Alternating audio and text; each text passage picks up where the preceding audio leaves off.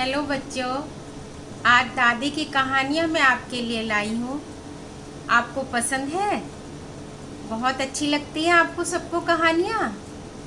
देखो मैं कितनी अच्छी अच्छी आपके लिए कहानियाँ लाई हूँ और मैं आपको सुनाऊंगी आज एक राजा की कहानी। सुनोगे मेरी कहा साथ? देखो, अकबर और बीरबल की सुनाऊंगी। अकबर एक राजा थे और बीरबल उनके मंत्री। चलो मैं आज आपको एक कहानी सुना। बादशाह अकबर को विद्वान और प्रतिभाशाली पुरुषों को अपने दरबार में रखने का बहुत शौक था। जब भी कोई प्रतिभाशाली व्यक्ति उसके राज्य में आता तो वह उसे अपने मंत्रियों में शामिल कर लेते थे। अकबर का दरबार गुणी व बुद्धिमान लोगों से भरा हुआ था। देखोगे अकबर का दरबार कैसा था? ये देखो बच्चों, ये देखो अकबर है और उनका दरबार है। ये इनमें से 9 लोग अकबर के दरबार में नवरत्नों के रूप में जाने जाते थे। वे असाधारण, प्रतिभाशाली और अपने अपने क्षेत्र में निपुण थे।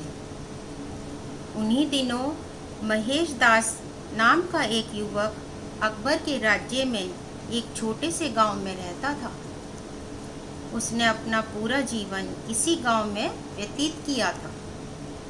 जब वह दुनिया की यात्रा करना चाहता था, उसने बादशाह के महल व बड़े नगरों के बारे में बहुत सारी कहानियां सुनी थी। उसे यहाँ घूमना रोमांचक लग रहा था। उसने निश्चय किया कि वह बादशाह के दरबार में जाएगा और वहाँ नौकरी पाने की कोशिश करेगा। क्या सोच रहा था बच्चों वो कि मैं भी दरबार में नौकरी ले लूं राजा के। वह बहुत ही भीड़ वाले बाजारों व नगरों से होकर गुजरा और अंत में शहर पहुंच गया। राजा के दरबार में पहुंच गया। वहाँ शहर में महेश दास महल के दरवाजे के पास तक पहुंच ही गया, किंतु अंदर प्रवेश नहीं कर सका। द्वारपाल ने उसे पकड़ लिया। द्वारपाल कौन होते हैं बच्चों? जो गेट में खड़े होते हैं राजा के रखवाली के लिए, उन्हें द्वारपाल कहते हैं। उसने पूछा, आप कहाँ जाने की सोच रहे हो? महेश दास ने उत्तर दिया, मैं बादशाह को देखने जा रहा हूँ। द्वारपाल ने जोर से हंसकर कहा, मुझे लगता है उन्होंने तुम्हें व्यक्तिगत रूप से अपने भोजन कक्ष में रात को खाने के लिए आमंत्रित किया है। महेश दास शांत रहा। द्वारपाल ने पुनः कहा, तुम्हारे लिए बादशाह को देखना संभव नहीं है। वह बहुत ही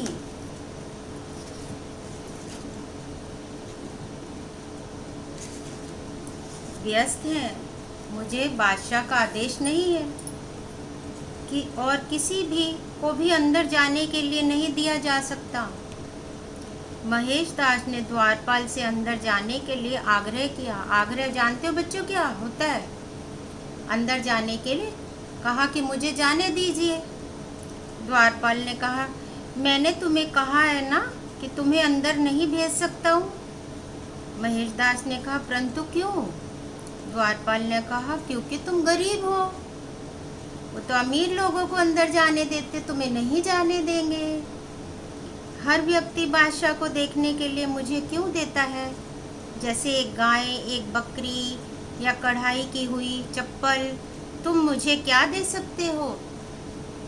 महेश दास ने कहा, मेरे पास अभी तो कुछ भी नहीं है, किंतु मैं वादा करता हूँ कि जो कुछ भी मुझे बादशाह से उपहार के रूप में मिलेगा उसमें से मैं तुम्हें आधा दे दूँगा। द्वारपाल जानता था कि बादशाह एक उदार व्यक्ति है।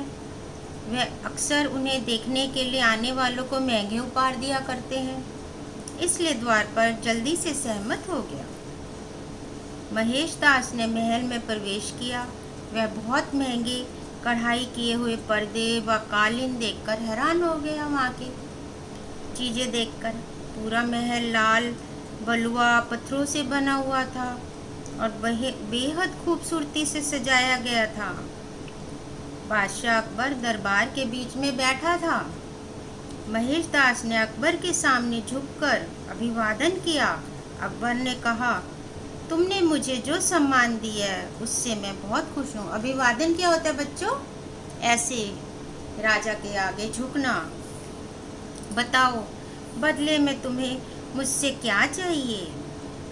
महेश दास ने कहा, जहाँ पनाह, यदि मुझे ऐसा है तो मुझे 100 कोड़े मेरी नंगी पीठ पर बरसाने का इनाम दें। ऐसा उसने क्यों मांगा था? बच्चों बता सकते हो क्यों मांगा था? क्योंकि द्वारपाल ने कहा था, जो राजा देगा वो मुझे देना तुम। सम्राट बहुत हैरान हो गया। उसने कहा, यह तो बहुत अजीब इनाम है। तुम क्यों मुझसे ऐसा इनाम मांग रहे हो? महेश दास ने कहा, महाराज, जब मैं आपसे मिलने के लिए आ रहा था तो द्वारपाल ने मुझसे कहा था, आपसे जो मुझे प्राप्त होगा उसका आधा मुझे उसे देना होगा। बादशाह अकबर हंस पड़े और बोले, यह एक गंभीर विषय है। इसका मतलब है कि द्वारपाल अपना काम करने के लिए रिश्वत लेता है। इसकी सजा उसे मिलनी चाहिए।